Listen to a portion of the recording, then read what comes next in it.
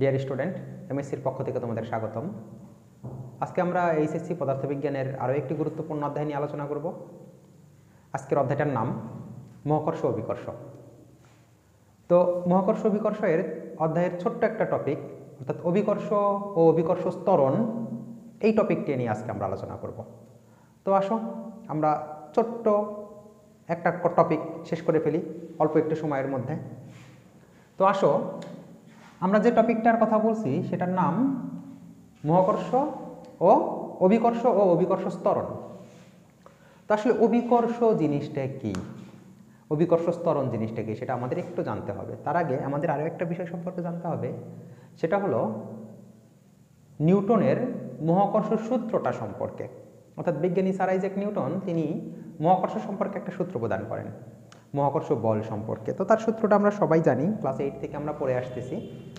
তো সূত্রটা কি ছিল একটু খেয়াল করি আমরা সবাই। দেখো, এরকম বলা হয়েছিল যে এ মহাবিশ্বের প্রতিটি বস্তুকণা, এরকম এ মহাবিশ্বের প্রতিটি বস্তুকণা একে অপরকে নিজের দিকে আকর্ষণ করে, একে অপরকে নিজের দিকে আকর্ষণ করে। কি করে? আকর্ষণ করে, নট বিকর্ষণ। ওকে, এই আকর্ষণ বলের মান বস্তুকণাদ্বয়ের ভরের গুণফলের সমানুপাতিক এবং এদের মধ্যবর্তী দূরত্বের বর্গের ব্যস্তানুপাতিক। তো সেখান থেকে আমরা লিখতে পারি এফ সমানুপাতিক m1 m2 divided by D square. অর্থাৎ এই প্রত্যেকটা বস্তুকণার মধ্যবর্তী আকর্ষণ বলের মান ভরের গুণফলের সমানুপাতিক ও মধ্যবর্তী দূরত্বের বর্গের ব্যস্তানুপাতিক। এ বল বস্তুকণাদ্বয়ের সংযোগ সরলরেখা বরাবর ক্রিয়া করে। তো এই নিউটনের মহাকর্ষ সূত্রটা আমাদের মাঝে মাঝে 1 মার্কের প্রশ্নে আসে, আমরা একটু সুন্দরভাবে লিখতে পারলে 1 মার্কস পেয়ে যাব। তো কি বলা হয়েছে আবার একটু শুনো, যে এই মহাবিশ্বের প্রতিটি বস্তুকণা একে অপরকে নিজের দিকে আকর্ষণ করে। এই আকর্ষণ বলের মান বস্তুকণাদ্বয়ের ভরের গুণফলের সমানুপাতিক এবং এদের মধ্যবর্তী দূরত্বের বর্গের ব্যস্তানুপাতিক। আচ্ছা, এ বল বস্তুকণাদ্বয়ের সংযোগ সরলরেখা বরাবর ক্রিয়া করে।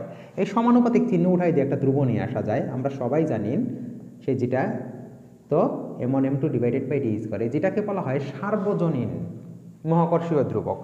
অর্থাৎ এই জি এর মান কখনোই কি হয় না, চেঞ্জ হয় না। এই জি এর মানটাও আমরা জানি 6.673 into 10⁻11 newton metre square per KG square. Okay, তো আমরা এটা জানি যে F equal G m1 m2 divided by D square. আচ্ছা আসো এইখান থেকে আরেকটা বিষয় আমরা দেখব, যে আমি যদি বলি যে এফ ইকুয়াল, আমরা রাশিটা পেয়ে গেছি, এটা আমাদের একটা ফর্মুলা নিউটনের মহাকর্ষ সূত্রের। ওকে, এইখান থেকে আমরা যদি আরেকটু বলি, দেখো এখানে আমি বললাম দুইটা বস্তু যে ছিল, সে দুইটা বস্তু একক ভরের দুইটা বস্তু। তাহলে আমি কথাটা এইভাবে লিখতে পারি, দেখো একক ভরের দুইটা বস্তু m1 ইকুয়াল m2, তাহলে ইকুয়াল কত 1 কেজি। আর সেখান থেকে যদি বলি একক দূরত্বে অবস্থিত, তার মানে এদের মধ্যবর্তী ডিস্টেন্স হলো 1 মিটার, তখন আমি লিখতে পারি g ইকুয়াল f। অর্থাৎ আমি একটু আগে যে বললাম সার্বজনীন মহাকর্ষীয় ধ্রুবক, সেটা আসলে কি, দেখো যে একক ভরের দুটি বস্তু একক দূরত্বে স্থাপন করলে তারা পরস্পরকে যে বলে আকর্ষণ করবে, সেটাকেই বলা হবে সার্বজনীন মহাকর্ষীয় ধ্রুবক। ওকে, এখন আসো আমরা সার্বজনীন মহাকর্ষীয় ধ্রুবক কাকে বলে সেটাও জানি, যে একক ভরের দুটি বস্তু পরস্পর একক দূরত্বে অবস্থান করলে তারা পরস্পরকে যে বলে আকর্ষণ করবে, সেটাকে বলা হবে সার্বজনীন মহাকর্ষীয় ধ্রুবক। আর এর এককটা আমরা জানি newton metre square per KG square. তো আমরা আসো এই সার্বজনীন ধ্রুবক এটার মাত্রাটা বের করার একটু চেষ্টা করি, মাত্রাটা বের করব এবং কি পাশাপাশি আরও একটা একক দেখব। একটু খেয়াল করো, দেখো আমরা একটু মাত্রা এবং এককটা বের করার চেষ্টা করি। তো দেখো আমরা জি পাইছিলাম যে F equal G m1 m2 divided by D square. এখান থেকে আমরা পাই G equal F D square divided by m1 m2। আমরা জানি যে এখান থেকে এর মাত্রাটা, এই বলের মাত্রা আমরা জানি, বলের মাত্রা কি m l T⁻² into L square divided by m into m। তাহলে আমরা ফাইনালি মাত্রাটা কি পাচ্ছি বলো, L কিউব m⁻1 T⁻²। তাহলে এই সার্বজনীন মহাকর্ষীয় ধ্রুবক জি এর মাত্রাটা হলো L কিউব m⁻1 T⁻²। তো আমরা মাত্রাটা খুব মানে জনপ্রিয় একটা মাত্রা, এই মাত্রাটা খুব আসে পরীক্ষায় আমাদের এমসিকিউতে। তো আমরা খুব সহজেই মাত্রাটা বের করতে পারি এবং একটা মার্কস পেয়ে যাইতে পারি। আবার দেখো এইখান থেকে এই সার্বজনীন ধ্রুবকের এককটা আমরা এই newton metre square per KG square এটা দেখে দেখে এতটাই অভ্যস্ত, একে ছাড়া আমরা আসলে কাউকে মেনেই নিতে পারি না যে এটা ছাড়া আরও একটা একক থাকতে পারে, সেটা আমাদের কেন জানি বিশ্বাসই হয় না, মেনেই নিতে পারি না। তো আসো দেখি এইখান থেকে আমরা এখান থেকে আরেকটা রাশি বের করতে পারি। দেখো লেন্থ অর্থাৎ এইখান থেকে এর এককটা আমরা বলতে পারি মিটার কিউব, ভর মাস কেজি পার কেজি, আর এখান থেকে বলতে পারি পার সেকেন্ড স্কোয়ার। এটাও কিন্তু আমার জি এর আরও একটা একক। তার মানে আমরা তিনটা রাশি পাইলাম, একটু খেয়াল করে দেখো, গুরুত্বপূর্ণ তিনটা এমসিকিউ। কি পাচ্ছি আমরা? জি এর একটা মাত্রা পাচ্ছি, জি এর একক পাচ্ছি দুইটা।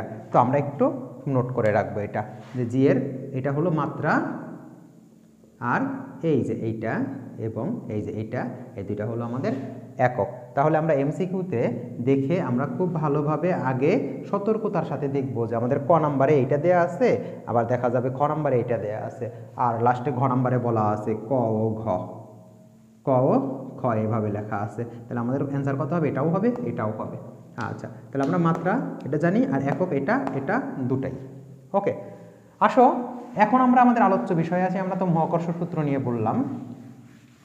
মহাকর্ষ সূত্রের পরেই আমাদের এই অভিকর্ষ কথাটা আসে, আর আমরা অভিকর্ষ সম্পর্কে সবাই জেনে আসছি যে এই দুইটা বস্তুর মধ্যে একটা যদি হয় পৃথিবী এবং যে কোনো একটা বস্তুর মধ্যবর্তী বলকে বলা হয় অভিকর্ষ বল। তো আমরা একটু খেয়াল করি, দেখো যে এই যে এইখানে আমার একটা বস্তু আছে, সেটার নাম বললাম আমি আমাদের সেই আর্থ পৃথিবী, সেই পৃথিবীর ব্যাসার্ধ হলো আর এইখানে আমার একটা বস্তু আছে স্মল এম ভরের পৃথিবীর পৃষ্ঠে। আচ্ছা, তাহলে এই বস্তু আর এই বস্তু আমরা সেদের মধ্যেকার মহাকর্ষ বল থেকে পাই, মহাকর্ষ বল নিউটনের মহাকর্ষ সূত্র থেকে আমরা পাই। মহাকর্ষ সূত্র থেকে আমরা লিখতে পারি F ইকুয়াল জি কত M divided by R square. আচ্ছা, আবার আমরা অভিকর্ষজ বল থেকে পাই যে F ইকুয়াল এম জি। তাহলে অভিকর্ষজ বল, নিউটনের অভিকর্ষজ বল আর মহাকর্ষ বল, এই দুইটার থেকে আমরা এইটা লিখতে পারি যে তোমার M G equal G M divided by R square. Finally দেখো এখান থেকে আমরা জি এর রাশিটা পেয়ে গেছি, জি ইকুয়াল কত? G M divided by R square. তাহলে আমরা পৃথিবীর পৃষ্ঠে কোনো একটা পয়েন্টের অভিকর্ষ ত্বরণের রাশিটা পেয়ে গেছি, সেটা কত? G capital G M divided by R square. তো আমাদের এই রাশিটা দিয়ে আজকে আমরা ম্যাক্সিমাম ম্যাথ সলভ করব। এই রাশিটা দিয়ে, এই একটা রাশি দিয়ে আমাদের মাঝে মাঝে ম্যাথ আসে, কিন্তু আমরা ছোট্ট ভুলের কারণে বা ছোট্ট জায়গায় কনফিউশনের কারণে ম্যাথগুলো সলভ করতে পারি না। তো আমরা রাশিটাকে খুব ভালোভাবে দেখব যে জি অভিকর্ষ ত্বরণ, G equal G M divided by R square. আচ্ছা, এখন আসো, তো এর পরবর্তীতে আমাদের আরও একটা ছোট্ট টপিক লাগে যেটাকে বলা হয় ঘনত্ব। তো আমরা ঘনত্ব ছোটবেলা থেকেই পড়ে আসতেছি, ক্লাস 9, 10 থেকেই বা 8 থেকেই বলা যায় যে ঘনত্ব কাকে বলা হয় আমরা জানি। আমরা ঘনত্ব জানি হলো কোনো বস্তুর একক আয়তনের ভর, তার মানে ঘনত্ব rho equal M divided by V. Rho equal কত? এম ডিভাইডেড বাই ভি, সেটা আমরা জানি। আবার গোলকের আয়তনের সূত্র আমরা জানি। তো মূলত আসলে আমরা সবগুলো ম্যাথই সলভ করতে পারবো। এইখানকার 3টা ম্যাথ দেওয়া আছে এইখানে, আমি এই একটা গাণিতিক রাশি ইউজ করে আমি সবগুলো ম্যাথ সলভ করতে পারবো।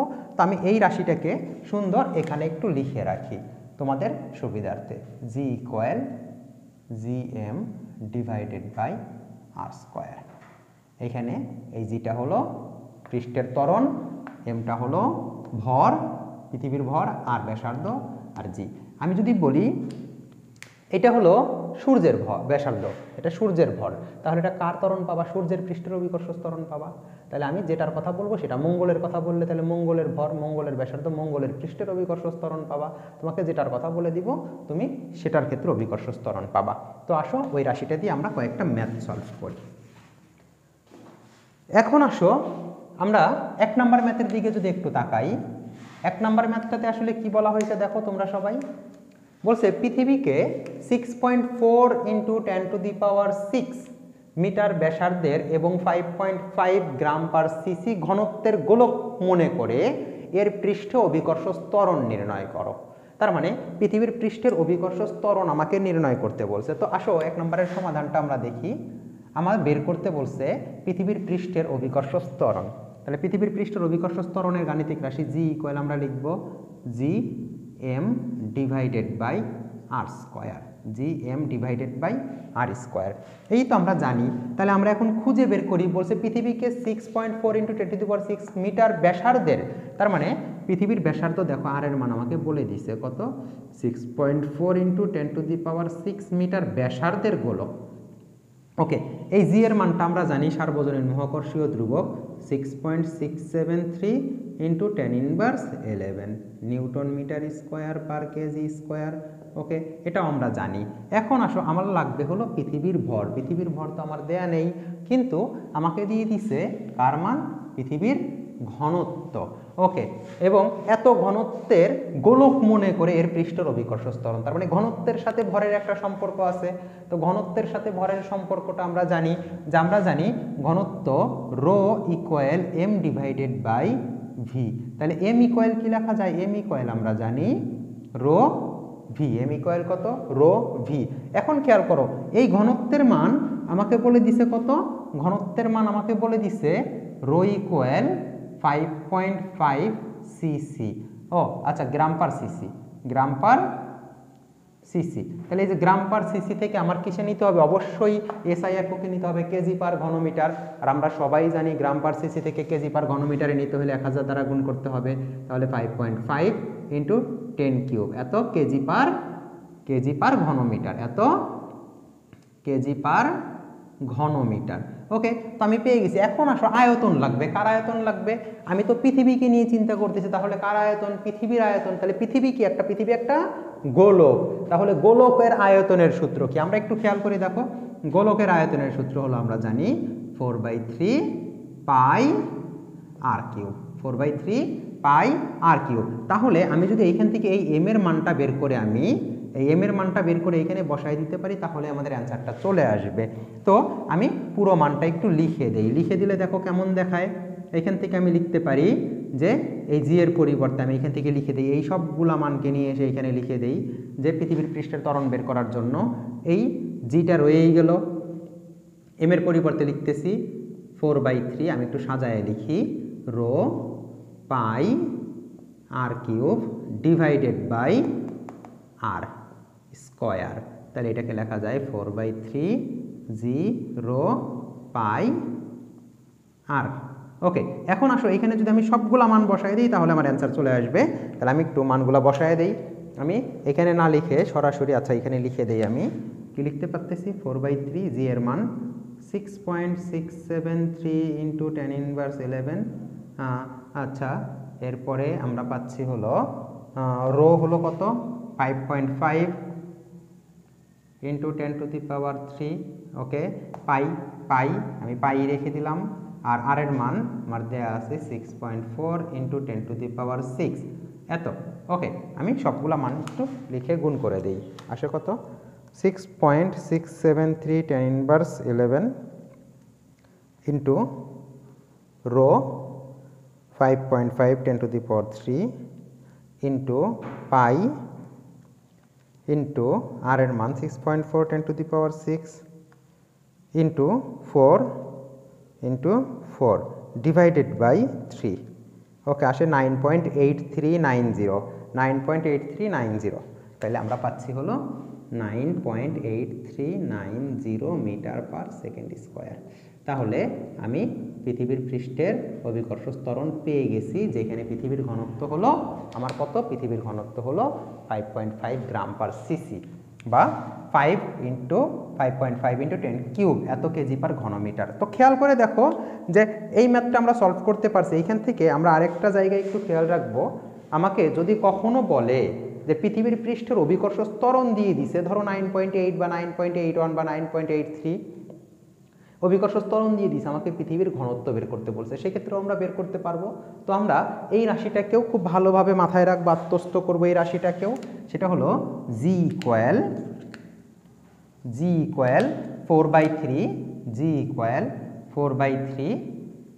জি রো পাই আর। এখানে জি পৃষ্ঠের অভিকর্ষ ত্বরণ 4/3 জি রো পাই আর। এইখান থেকে আমি পৃথিবীর ঘনত্ব বের করতে পারবো। তো তখন আমাকে আর এইভাবে সরাসরি এরকম ভাঙায় করতে হবে না। আমি তোমাদের ভাঙায় দেওয়ার উদ্দেশ্য একটাই, সেটা হলো আমরা এটাই আসতে পারি কিনা। ওকে, আমরা যখন ভেঙে ভেঙে আসতে শিখবো তখন আমাদের ম্যাথের ভুলটা কম হবে। তো আমরা অবশ্যই ভাঙায় ভাঙায় চেষ্টা করব, কিন্তু কেউ যদি সরাসরি এটাও ব্যবহার করতে পারো সেক্ষেত্রেও কোনো সমস্যা নেই। ওকে, তো আসো আমরা এটা একটু ক্লিন করে ফেলি। আমরা সেকেন্ড কোশ্চেনটা একটু সমাধান করব। সেকেন্ড কোশ্চেনটা কি বলছে আমরা সবাই একটু পড়ে ফেলি। সেকেন্ড কোশ্চেনটা কি বলছে? সেকেন্ড কোশ্চেনটা বলা হয়েছে এরকম, মঙ্গল গ্রহের ব্যাসার্ধ, আমি উপরেরটা মুছে ফেলি, উপরেরটা লাগবে না আমার। ওকে, বলছে মঙ্গল গ্রহের ব্যাসার্ধ পৃথিবীর ব্যাসার্ধের কত গুণ? মঙ্গল গ্রহের ব্যাসার্ধ পৃথিবীর ব্যাসার্ধের 0.532 গুণ এবং ভর 0.11 গুণ। ভূপৃষ্ঠের অভিকর্ষ ত্বরণের মান 9.8 মিটার পার সেকেন্ড স্কোয়ার হলে মঙ্গল গ্রহের পৃষ্ঠের অভিকর্ষ ত্বরণের মান নির্ণয় করতে বলছে। তার মানে অভিকর্ষ ত্বরণ নিয়ে আমার কাহিনী। তো অভিকর্ষ ত্বরণের গাণিতিক রাশি আমরা জানি এটা। আমার কোন কোন জায়গার কথা বলছে? আমরা দেখলাম পৃথিবীর পৃষ্ঠের কথা বলছে, আরেকটা কার কথা বলছে? মঙ্গলের পৃষ্ঠের কথা বলছে। তো আসো আমরা পৃথিবীর পৃষ্ঠের জন্য চিন্তা করি। দেখো পৃথিবীর পৃষ্ঠের জন্য আমি বললাম পৃথিবী earth G of E equal G M E divided by R E তার স্কোয়ার। এটাকে 1 নম্বর রাশি বলে দিলাম আমি। সেইভাবে খেয়াল করে দেখো মঙ্গলের ক্ষেত্রে, মঙ্গলের ক্ষেত্রে জি অফ আমি বললাম এম ইকুয়াল কত? G M M divided by R M তার স্কোয়ার। আমি এটাকে 2 নম্বর রাশি বললাম। আমার কোথাকার ত্বরণ বের করতে বলছে? মঙ্গল গ্রহের পৃষ্ঠের অভিকর্ষ ত্বরণ বের করতে বলছে। তো 2 নম্বর রাশিকে আমি 1 নম্বর দ্বারা ভাগ করে দেই। ভাগ করে দিলে কি পাচ্ছি? G of M divided by G equal আমি পাচ্ছি হলো, এই রাশিটাকে আমি একটু লিখি, উপরে কত? G M M divided by R M তার square G M E divided by R E তার স্কোয়ার। তো এটাকে আমি একটু সুন্দর করে গুছাই লিখলে কি লিখতে পারি? আমি G M M divided by R M তার স্কোয়ার ইন্টু আর ই তার square divided by G M E. Okay, এখন দেখো এই জি জি বাদ চলে যায়। এখন আমরা একটা জায়গায় একটু খেয়াল করি দেখি, আমাদের বলে দিচ্ছে যে মঙ্গল গ্রহের ব্যাসার্ধ পৃথিবীর ব্যাসার্ধের 0.53 গুণ মঙ্গলের ব্যাসার্ধ। তার মানে আমি এখানে যদি বলি মঙ্গলের ব্যাসার্ধ, মঙ্গলের ব্যাসার্ধ পৃথিবীর ব্যাসার্ধের, মঙ্গলের ব্যাসার্ধ পৃথিবীর ব্যাসার্ধের 0.532 গুণ, আর মঙ্গলের ভর পৃথিবীর ভরের, মঙ্গলের ভর পৃথিবীর ভরের 0.11 গুণ, 0.11 গুণ। ওকে, তাহলে মঙ্গলের ব্যাসার্ধ, মঙ্গলের ব্যাসার্ধ পৃথিবীর ব্যাসার্ধের এত গুণ, আবার মঙ্গলের ভর পৃথিবীর ভরের এত গুণ। তো আমরা এই রাশিটা একটু বসাই দেবো। আমরা খেয়াল রাখবো কার ভর কার ভরের কত গুণ, এই জায়গাটাতে আমরা শুধু ভুল করি যে মঙ্গলের ভর, মঙ্গলের ব্যাসার্ধ পৃথিবীর ব্যাসার্ধের এত গুণ, সেইমভাবে মঙ্গলের ভর পৃথিবীর ভরের এত গুণ, এই জায়গাটাই শুধুমাত্র আমরা ভুল করি। আমরা এই জায়গাটা খেয়াল রাখবো, মানটা আমরা বসাই দিই। খেয়াল করে দেখো এই যে এম এম 0.11 এম ই আমি লিখে দেই 0.11 এম ই ডিভাইডেড বাই আমি এম ই এখানে লিখে দেই এম ই আচ্ছা ইন্টু আচ্ছা আর এম এর পরিবর্তে, আচ্ছা এটাকে আমি এখানেই রাখি, সমস্যা নেই, এম ই লিখে দিই এখানে। আর এম এর পরিবর্তে আমি লিখে দিই 0.53 আর ই, তাহলে আর এম এর পরিবর্তে 0.532 আর ই তার স্কোয়ার, এখানে কত থাকবে? আর ই তার স্কোয়ার। খেয়াল করো আমরা এম ই বাদ চলে যায়, খেয়াল করলে আমি দেখতে পাই এইখানে স্কোয়ার আছে, এখানে আর ই স্কোয়ার আছে, তাহলে আর ই স্কোয়ার বাদ থাকে শুধুমাত্র কত? 0.11 ডিভাইডেড বাই 0.532 তার স্কোয়ার ইকুয়াল। আচ্ছা তাহলে এইটা আমি পাচ্ছি। এখন এইখান থেকে আমি যদি বাকি কাজটা একটু করি, আচ্ছা তাহলে জি অফ এম ইকুয়াল, এটা জি অফ ই ছিল, তাহলে জি অফ এম ইকুয়াল এত ইন্টু জি অফ ই, আর পৃথিবীর অভিকর্ষ ত্বরণ আমরা কত জানি? 9.11, 9 কত বলে দিছে আমাকে? বলে দিছে না 9.8, sorry 9.8 metre per second square. তো আমি মান বসাই দিব, অ্যান্সার চলে আসবে। খেয়াল করে দেখো কত আসে, 0.532 তার স্কোয়ার, 0.532 তার square 0.11 divided by answer into 9.8 আসে হলো 3.80886 3.80886 তাইলে equal 3.80886 metre per second square. Okay, কোশ্চেনটা খুবই গুরুত্বপূর্ণ, আমরা ভুল করে থাকি। তো আমরা একটু ক্যালকুলেশনটা দেখব, ঠান্ডা মাথায় নিজেরা সলভ করলেই পারবো।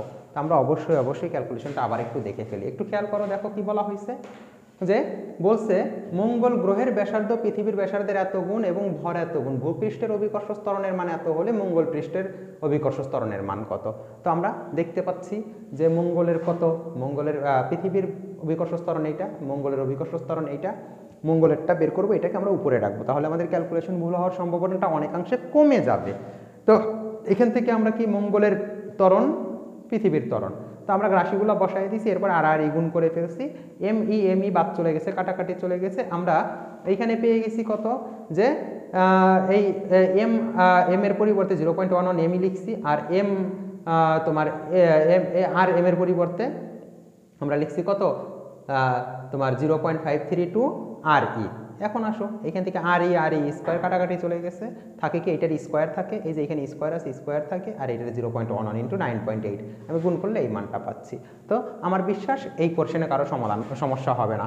তো আমরা কোশ্চেনটা একটু ভালোভাবে দেখে ফেলবো, এই রিলেটেড প্রশ্নগুলো আমাদের এসে থাকে পরীক্ষায় বিভিন্ন সময়। ওকে, তো আসো আমরা লাস্ট অর্থাৎ 3 নাম্বার কোশ্চেনটা সলভ করব। তো 3 নাম্বার কোশ্চেনটা কি বলছে আমরা একটু পড়ে ফেলি। একই কোশ্চেন, একই আমরা ওই একটা গাণিতিক রাশি দিয়ে সবগুলো কোশ্চেন সলভ করতেছি। তো আমরা 3 নাম্বার কোশ্চেনটা একটু সমাধান করার চেষ্টা করব। খেয়াল করো, দেখো আমাদের বলা হয়েছে এরকম, পৃথিবী পৃষ্ঠে একজন লোকের ওজন 648 নিউটন, তিনি চাঁদে গেলেন কতটুকু ওজন হারাবেন, মানে কতটুকু ওজন লস করবে, কতটুকু ওজন কমে যাবে সেটা বের করতে বলছে। পৃথিবীর ভর ও ব্যাসার্ধ যথাক্রমে এত এত এত দেয়া আছে। পৃথিবী আর চাঁদের সম্পর্ক খেয়াল করো, একজন লোকের পৃথিবীতে ওজন দেয়া আছে, তাহলে আমরা 3 নম্বরের সমাধানে যদি বলি পৃথিবীতে ডাব্লিউ ই ইকুয়াল কত দেয়া আছে 6, আচ্ছা ডাব্লিউ ই ইকুয়াল কত, আমরা এইভাবে লিখি, আমরা ডাব্লিউ ইকুয়াল কত, আমরা জি এর সাথে সম্পর্ক নিয়ে আসি, আমরা জি ই ইকুয়াল আমরা কি জানি বলো, G equal G M E divided by R E তার স্কোয়ার। একটু আগে যেই ম্যাথটা করছি সেই ম্যাথটা, আর ই তার স্কোয়ার, এটাকে আমি 1 নম্বর রাশি দিয়ে আসি। সেইভাবে জি এম মুন চাঁদে, সি G M M divided by R M তার স্কোয়ার। কয় নম্বর এটা? 2 নম্বর। এখন আসো আমি কতটুকু ওজন হারাবে সেটা আমি পরে বিয়োগ করবো, আগে চাঁদে ওজন কত হবে সেটা যদি বের করতে পারি তাহলেই তো বিয়োগ করে দিলে কতটুকু হারাবে সেটা পেয়ে যাব। তার মানে চাঁদের ওজন বের করব আমরা। এখন আসো আমরা ডাব্লিউ ইকুয়াল কি জানি, এম জি, তাহলে ডাব্লিউ এম ইকুয়াল আমরা কি জানি বলো, ডাব্লিউ এম ইকুয়াল কত, এম জি এম, আবার ডাব্লিউ ই ইকুয়াল কত জানি, ডাব্লিউ ই ইকুয়াল আমরা জানি হলো, আমি এখান থেকে একবারে লিখি ক্যালকুলেশন না ইয়া করে, M G M divided by M G E, আমি এইভাবে সরাসরি লিখতে পারি। তো এখন দেখো এই এম এম বাদ চলে যায়, এখন আমরা জি এম এর পরিবর্তে এই মানটা বসায় দিই, আমি একবারে করতেছি G M M divided by R M তার square into R E square divided by G M E. Okay, এখন এই জি জি বাদ চলে যায়, আমাকে একটু খেয়াল করতে হবে এইখানে কি কি বলে দিচ্ছে। আমার বলে দিচ্ছে পৃথিবীতে একজন লোকের ওজন ডাব্লিউ ই ইকুয়াল আমাকে বলে দিছে 648 নিউটন। ওকে, এরপরে বলে দিছে যে পৃথিবীর ভর অর্থাৎ এম ই পৃথিবীর ভর ও ব্যাসার্ধ, চাঁদের ভর ও ব্যাসার্ধের 81 গুণ, তাহলে পৃথিবীর ভর চাঁদের ভরের কত গুণ, 81 গুণ, আর পৃথিবীর ব্যাসার্ধ চাঁদের ব্যাসার্ধের কত গুণ, 4 গুণ, চাঁদের ব্যাসার্ধের কত গুণ, 4 গুণ, আমাকে এই রাশিটা দিয়ে দিয়েছে। এখন আসো আমি মানগুলো বসায় দেই, বসাই দিলে কি পাচ্ছি বলো তো, এম এম এম ই হলো এত এম এম, আচ্ছা, আর আর ই ইকুয়াল আমার এদের দুজনের মান দেওয়া আছে, তাহলে আমি লিখে দিই এম এম ডিভাইডেড বাই কত, আর এম তার স্কোয়ার ইন্টু আর ই মানে হলো 4। ওকে, আর এইখান থেকে আমি পাচ্ছি এম ই ইকুয়াল কত 81, তাহলে 4 আর এম তার স্কয়ার ডিভাইডেড বাই কত 81 এম এম। ওকে, এখন আসো এম এম এম এম বাদ চলে যায়, বাদ চলে গেলে এই আর এম স্কোয়ার বাদ চলে যায়, তার মানে 16 ডিভাইডেড বাই থাকে হলো 81 ইন্টু 648, তার মানে ডাব্লিউ এম ইকুয়াল এত নিউটন। তাইলে এখান থেকে আমরা পাচ্ছি কত নিউটন ওজন হচ্ছে সেটা বের করে ফেলি। কত নিউটন ওজন হচ্ছে 16 divided by 81, 16 divided by 81 into 648 আসতেছে হলো 128 নিউটন। কত আসে? 128 নিউটন। তাহলে কতটুকু ওজন হারাবে? অতএব আমাকে বলছে চাঁদে গেলে কতটুকু ওজন হারাবেন। ওজন হারাবে আমি লিখে দিব, ওজন হারাবে ওই যে ওইটা থেকে এটা বিয়োগ করে দিব, 648 মাইনাস 128, 648 মাইনাস 128 ইকুয়াল 648 মাইনাস 128 আসে হলো 520 নিউটন। এটা হলো এত নিউটন ওজন হারাবেন। ওকে, আবার একটু খেয়াল করো, দেখো আবার একটু খেয়াল করলে আমরা এটা পাচ্ছি যে বলছে একজন লোক তার ওজন হলো পৃথিবী পৃষ্ঠে এত নিউটন, তিনি চাঁদে গেলে কতটুকু ওজন হারাবেন পৃথিবীর ভর ব্যাসার্ধের অনুপাত দিয়ে দিছে একটু আগের ম্যাথটাই। তো আমরা কি পাচ্ছি? ত্বরণের সম্পর্ক জানি, আর ত্বরণের সাথে সম্পর্ক আমরা জানি ভর ওজন ইকুয়াল কত ভর ইন্টু ত্বরণ। ওকে, আমি মানগুলো বসাই দিছি, মান বসাই দেওয়ার পরে আর গুণ করে কাটাকাটি করে দিছি। ওকে, আমার অ্যান্সার চলে আসছে। তো এটাকে তোমরা অনেক সহজেই সুন্দরভাবেই সলভ করতে পারবা। তো আমার বিশ্বাস এই টপিকটাতে আর কারো কোনো সমস্যা থাকবে না। আমরা সামনের দিন এই ত্বরণ রিলেটেড আরও কয়েকটা ঘটনা আছে, ত্বরণের আমরা কয়েকটা ঘটনা জানি। আমি একটু জাস্ট তোমাদের একটু হালকা হিন্টস দিয়ে রাখি। সেটা হলো আমরা আজকে যেটা পেলাম সেটা হলো পৃথিবী পৃষ্ঠে চাঁদের পৃষ্ঠে, পৃথিবীর পৃষ্ঠের সাথে চাঁদের পৃষ্ঠের সম্পর্ক, মঙ্গলের সাথে চাঁদের সম্পর্ক, বিভিন্ন সম্পর্কগুলো পাইলাম, ওজন কতটুকু হারাবে হ্রাস পাবে এগুলা নিয়ে। আমরা সামনের দিন দেখবো হলো যে এইখান থেকে আমি পৃথিবীর পৃষ্ঠে না থেকে যদি উচ্চতায় চলে যাই, এই উচ্চতায় আমার ত্বরণের কিরূপ পরিবর্তন হবে সেই পরিবর্তনটা নিয়ে আমরা দেখব। উচ্চতায় গেলে আমার ত্বরণ কত হবে, এইখানে ত্বরণ কত হবে সেটা দেখব। পরবর্তীতে আমরা দেখব আমি যদি খনন করে ভেতরে চলে যাই, অর্থাৎ খনিতে চলে যাই, খনিতে চলে গেলে সেই খনির কোনো একটা বিন্দুতে ত্বরণ কত হবে সেটা দেখব। ওকে, আবার আমরা পৃথিবীর একটা গতি জানি, সেটাকে বলে আহ্নিক গতি, অর্থাৎ পৃথিবীর চারদিকে নিজ অক্ষের চারদিকের যে গতি আহ্নিক গতি। এই আহ্নিক গতির কারণে এই ত্বরণের উপরে যে প্রভাবগুলো পড়ে এই প্রভাবগুলো নিয়ে আলোচনা করব। অর্থাৎ এই পৃথিবীর পৃষ্ঠের ত্বরণের এইটা যদি তুমি খুব ভালোভাবে বুঝে ফেলো বা এই টপিকটি নিয়ে যদি কারো কোনো সমস্যা না থাকে, তাহলে এই উচ্চতার অংশটা, অর্থাৎ উচ্চতায় ত্বরণ কত হবে সেই ত্বরণটা আসলে কিভাবে বের করব, এই ত্বরণের পরিবর্তনগুলো নিয়ে আমরা আলোচনা করলে ওইটা খুব ভালোভাবে বুঝতে পারবে। পাশাপাশি আমরা গভীরতায় যে ত্বরণ কত হবে সেটাও আমরা বুঝতে পারবো। আবার আমি আহ্নিক গতির জন্য যে ত্বরণের পরিবর্তনটা হয় সেটাও বুঝতে পারবো। আবার আহ্নিক গতি থেমে গেলে, হঠাৎ করে থেমে গেলে ত্বরণের কিরূপ পরিবর্তন হবে সেটা আমরা বুঝতে পারবো। তো আহ্নিক গতির প্রভাব সম্পর্কে আমরা বুঝতে পারবো। তো আবার আরেকটা বিষয় একটু খেয়াল করে দেখো, এখানে একটা মজার ঘটনা হলো এরকম যে আমি ছোট মানে যখন ক্লাসে কোনো একদিন ক্লাস 8-এর একদিন ক্লাস নিচ্ছিলাম, তো সেখানকার একটা মজার ঘটনা, আমি ওদেরকে বাচ্চাদেরকে পড়াচ্ছিলাম তো এই টপিকটা নিয়ে, এই যে এই ত্বরণের এই সমস্যাটা নিয়েই, যে G equal G M divided by R square. এরপরে আমি বাচ্চাদেরকে বলতেছিলাম এরকম, দেখো ভাইরা আমার এই জি এর মানটা জি সমানুপাতিক 1 ডিভাইডেড বাই আর স্কোয়ার, তার মানে আর এর মান বাড়লে, অর্থাৎ দূরত্ব বাড়লে, ডিস্টেন্স বাড়লে জি এর মান কি হয়, কমে যায়, ব্যস্তানুপাতিক সম্পর্ক। তো তখন আমি ওদেরকে বলতেছিলাম যে পৃথিবীর পৃষ্ঠ থেকে আমি যত উপরের দিকে যেতে থাকবো ত্বরণের মান তত কি হইতে থাকবে। সবাই খুব আনন্দের সাথে অ্যান্সার দিচ্ছিল, হ্যাঁ আর যেহেতু বাড়তেছে জি তখন কি হইতে থাকবে, কমতে থাকবে। এরপরেই তো লাগলো প্যাচ। তখন আমি ওদেরকে বললাম যে পৃষ্ঠ থেকে তুমি যত গভীরে যাবা তখন কি হবে, বলে স্যার তখন ত্বরণ বাড়বে। হ্যাঁ, ত্বরণ বাড়বে কিভাবে, তো ত্বরণ তো পৃথিবীর কেন্দ্রে শূন্য, তাহলে আমরা পৃষ্ঠ থেকে গভীরের দিকে গেলে ত্বরণ বাড়ে কিভাবে, ত্বরণ তো কমার কথা। তো বলে না স্যার মানি না, মানবো না, মানি না, মানবো না। তো মানি না মানবো না কেন, কারণ স্যার আপনি একটু আগেই বলছেন যে এইখানে জি এর মান তখনই বাড়বে যখন আর এর মান কি হবে, কমবে, আবার জি এর মান তখন কমবে যখন আর এর মান বাড়বে, ব্যস্তানুপাতিক সম্পর্ক। এখন আমি যখন পৃষ্ঠ থেকে আস্তে আস্তে আস্তে আস্তে নিচের দিকে যাচ্ছি, আর এর মান তো কমতেছে, জি অবশ্যই বাড়বে, আমি মানি না। তো আমি মানি না, এটা কিভাবে, এই আর এর মান কমলে জি এর মান কেমনে আবার কমে।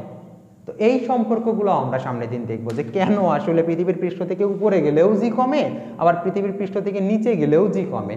তোমরা শুধু এই টপিকটা যদি বুঝে থাকো, এইটা বোঝানোর দায়িত্ব আমার, যে উপরে গেলেও তোমার কমবে আবার নিচে গেলেও কমবে। তো এই অংশটাও তোমরা ক্লিয়ার বুঝতে পারবা। ওকে, তো দেখা হচ্ছে ইনশাল্লাহ নেক্সট ক্লাসে। ওকে, আল্লাহ হাফেজ।